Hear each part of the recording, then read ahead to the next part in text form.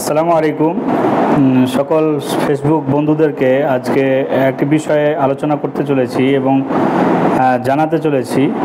সাম্প্রতিককালে গতকাল কি পরশুদিন একটাই সরকারিভাবে প্রাইমারি পর্ষদ থেকে সার্কুলার জারি হয় বা নোটিশ আছে, যেখানে এলিমেন্টারি এডুকেশনে অ্যাডাপ হক কমিটি নির্মাণ করা হয়েছে।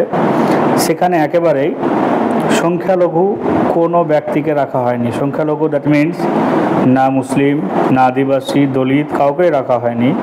শুধুমাত্র উচ্চবর্ণীয় হিন্দুরা এখানে স্থান পেয়েছে। আমি ধন্যবাদ জানাই, আপনজন পত্রিকা এটি গতকালকেও রিপোর্ট করেছিল এবং আজকেও একটি বিশেষভাবে মুসলিম বিশিষ্টজনেরা কী অভিমত দিয়েছেন সেগুলি লিখেছেন। তো ব্যাপার হলো যে ভোট দেওয়ার সময় আমরা শুধু মোল্লারা ভোট দাও, মানে বিজেপি চলে আসবে, নতুবা তোমাদের সব শেষ করে দিবে, অশান্তি সৃষ্টি হবে, বাংলাকে অশান্ত করবে, মোল্লারা তাই ভোট দাও।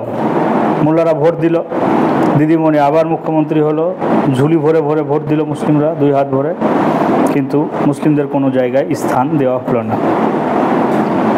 এলিমেন্টারি এডুকেশনে এমন কি আজীব জিনিস আছে সেটা মুসলিমদের একটা শিক্ষাবিদ আপনার পাওয়া গেল না। আমি অবাক যাচ্ছি যে এতগুলি ইউনিভার্সিটিতে পিএইচডি হোল্ডার মুসলিমরা আছেন এবং এত কিছু সার্ভিসে আছেন, আইএস আইপিএসে আছে, তাদের মধ্যে একজনকেও আপনার মনে হলো না যে রাখা দরকার? এটা তো 1 নম্বর গেল। দ্বিতীয় নম্বর, টিএমসি পার্টি আজকে পরিষ্কার হয়ে গেছে যে মুসলিম ভোটের ওপরেই দাঁড়িয়ে আছে সাধারণত অর্থে। এতদূর সত্ত্বেও পার্টির বিরোধী দলনেতা হোক, পার্টির রাজ্যসভার হাউস মেম্বার হোক, হাউস লিডার হোক, পার্টির অন্যান্য জেনারেল সেক্রেটারি হোক, ভালো যে কোনো পদে, কোর কমিটির কোনো কিছুতে মুসলিমরা একটাও নেই।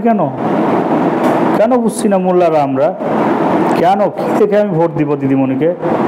শুধু বিজেপি চলে আসবে তাই আমাকে ভোট দাও, ঝুলি ভরে ভরে এই জুজু দেখিয়ে দেখিয়ে ভোট নিয়ে কি করবে আপনার?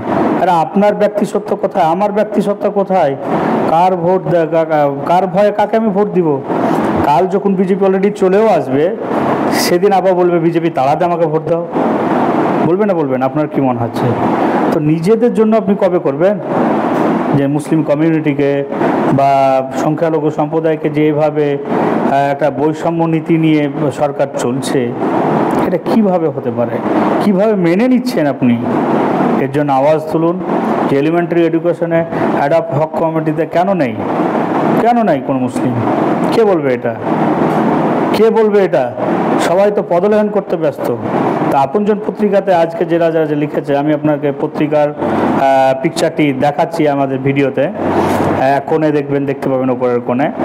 তো সেখানে দেখবেন, সেখানে কয়েকটি চেনা মুখ দেখলাম। কামরুজ্জামান সাহেব, মানে মুর্শিদাবাদ ইমাম অ্যাসোসিয়েশনের একজন, যুব ফেডারেশনের কামরুজ্জামান, তিনি গতানুগতিকভাবে বিভিন্ন জিনিসের প্রতিবাদ করে, ভালো লাগলো। নিজামুদ্দিন কাসিমি একজন ব্যক্তি, মুর্শিদাবাদে ইমাম অ্যাসোসিয়েশনের, তো সরকারের পাঁচাটা একটি লোক, ও আবার কী বলবে? এরা বিভিন্ন সরকারি প্রোগ্রামে ডাক পায়, বিভিন্ন সময় সরকারের সঙ্গে আলাপচারিতায় থাকে, ও কি বলবে? দ্বিতীয়ত দেখলাম আমাদের মোতাহার হোসেন ভাই, আইনজীবী সুপ্রিম কোর্টের, তো উনি লিখেছেন, উনি এমআইএমের সাথে সম্পর্কিত একজন ব্যক্তিত্ব, উনি লিখেছেন, ভালো লিখেছেন দেখলাম। তারপরে নওশাদ সিদ্দিকী দেখলাম, আরও কয়েকজন দেখলাম, চেনা মুখী ছিল। তো এরা সাধারণ অর্থে কী করবে? যারা সরকারের পদলেহন করে ওরকমই দেখলাম। আইপিএস হুমায়ুন কবিরকে দেখলাম, এরা কি করবে? যে বলে যে আরবি শিখে কী হবে, কোনো এর অপরচুনিটি নাই। এদেরকে প্রশ্ন করতে মনে হয় সময় সময় হুমায়ুন কবির আইপিএসদের মতন, যে তোমার বাপদাদার জানাজাগুলি কে পড়িয়েছিল? কি আদৌ জানাজা পড়ায় না পুড়িয়ে দেওয়া হয়? আমি কাউকে ব্লেম করছি না, কিন্তু এমন ধরনের যখন পাবলিক বক্তব্য দেয়, স্পিচ দেয়, সেটা আর মানা যায় না।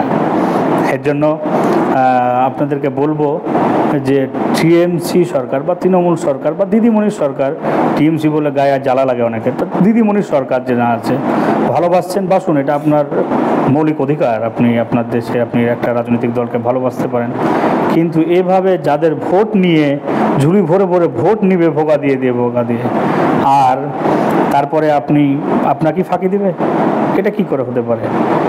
মজার বিষয় হলো যে লক্ষ্মী ভাণ্ডার তো পাচ্ছে, এটাকে অনেকে বলে যে সংখ্যালঘুরা তো পুরো লক্ষ্মী ভাণ্ডার পাচ্ছে, লক্ষ্মী ভাণ্ডার পাচ্ছে সেখানেও তো কমই। অন্যরা যা লক্ষ্মী ভাণ্ডার পায়, কেউ 1200 পাচ্ছে, কেউ 1500 পাচ্ছে, আমরা 1000 পাচ্ছি, আমাদের মায়েরা বোনেরা। কেন কম? কী দোষ করেছিলাম? ওর ভোটটার দাম আছে আর আপনার ভোটটার দাম নেই, বুঝি। তো ব্যাপারটি আপনারা বিবেচনা করবেন, কারণ এটা আমাকে ভালো লাগেনি, তাই প্রতিবাদ করতে বাধ্য হলাম। ভালো থাকবেন, সুস্থ থাকবেন।